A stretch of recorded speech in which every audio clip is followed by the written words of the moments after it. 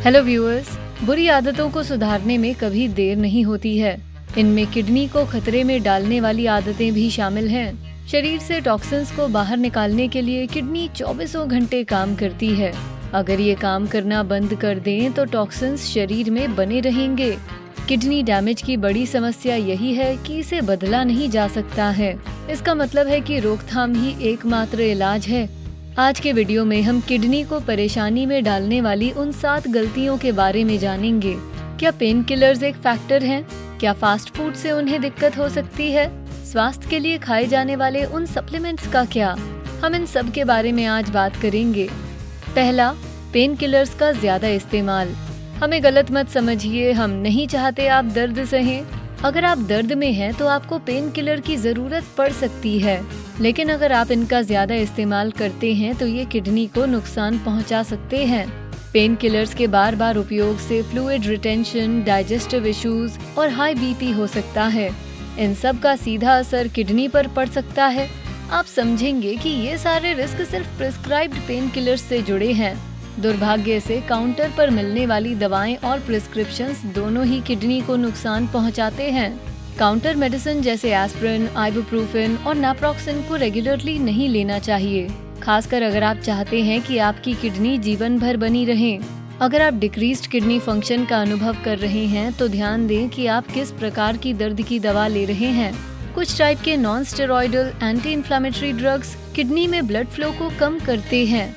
ये ना सोचें कि अगर आप स्वस्थ हैं तो आप साइड इफेक्ट्स से बचे हैं। लंबे समय तक हाई डोजेस लेने से किडनी खराब हो सकती है।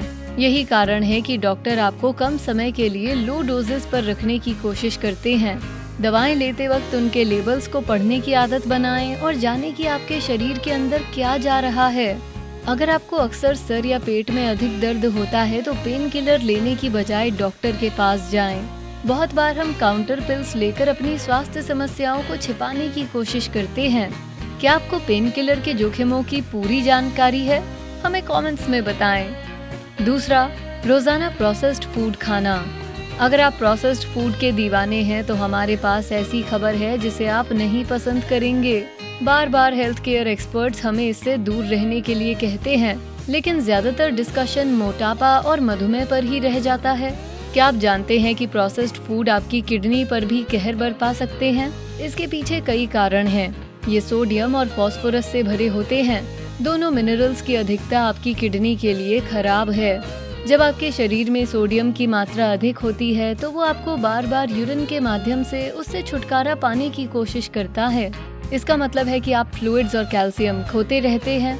यूरिन में कैल्शियम किडनी स्टोन्स के जोखिम को बढ़ाता है। प्रोसेस्ड फूड्स की एक और समस्या है कि उनमें चीनी बहुत होती है। आपको शायद अंदाजा भी नहीं होगा कि आपका सेवन कितना अधिक बढ़ रहा है। आपके पसंदीदा अनाज, सॉस और ब्रेड सभी में चीनी होती है। इससे मोटापा बढ़ता है और आपको मधुमेह होने का खतरा अधिक रहता है। ये दोनों ही किडनी डिजीज के लिए एक बड़ा कंट्रीब्यूटरी फैक्टर हैं। इसी कारण से आपको डेली मीट्स और फ्रोजन मील्स से दूर रहने की जरूरत है। वो हेवीली प्रोसेस्ड होते हैं। तो क्या ऐसे खाद्य पदार्थ हैं जिनसे आपको किडनी को स्वस्थ रखने के लिए परहेज करना चाहिए? निश्चित रूप से। सबसे पहले जिसे हटाने की जरूरत है वो है सोडा। सोडा और बर्गर एक साथ खाने में मजेदार लगते हैं। उनमें फ्राइज डालने पर और भी टेस्टी हो जाते हैं, लेकिन सोडा सिर्फ एम्प्टी कैलोरी है। वो कोई न्यूट्रिशनल वैल्यू नहीं देता, केवल एक्स्ट्रा कैलोरीज और बड़ी मात्रा में चीनी देता है। डाइट सोडास भी बहुत अच्छे नहीं। कई अध्ययन बताते हैं कि नियमित सोडा कंजम्पशन से kidney damage, metabolic syndrome, osteoporosis और डेंटल इश्यूज होते हैं। बटर और मेयोनीज भी इस लिस्ट में शामिल हैं। इनमें सैचुरेटेड फैट ज्यादा होता है। फैट फ्री वर्जन्स सोडियम से भरपूर होते हैं, तो हर हाल में ये आपकी किडनी के लिए खराब हैं। सैचुरेटेड फैट्स और ट्रांस फैट्स दोनों ही किडनी को तनाव देते हैं। तीसरा, पर्याप्त पानी नहीं पीना। सुनिश्चित करें कि दिन भर में पर्याप्त पानी पीने को एक टास्क की तरह खत्म करें। भले ही आप बिजी लाइफस्टाइल या जनरल इग्नोरेंस को ब्लेम दें, लेकिन डिहाइड्रेटेड होना बहुत आसान है। हमें कई बार मीठा खाने की लालसा इसलिए होती है क्योंकि हमारा शरीर डिहाइड्रेटेड हो जाता है और हमें पानी पीने के लिए कहता है। जब आप डिहाइड्रेटेड होते हैं तो आप ठीक से सोच नहीं पाते और सोच के इस धुंधलेपन के कारण फोकस करना मुश्किल हो जाता है। लेकिन पर्याप्त पानी ना पीने से किडनी कैसे खराब हो सकती है? किडनी ब्लड फ्लो के प्रति संवेदनशील होती है।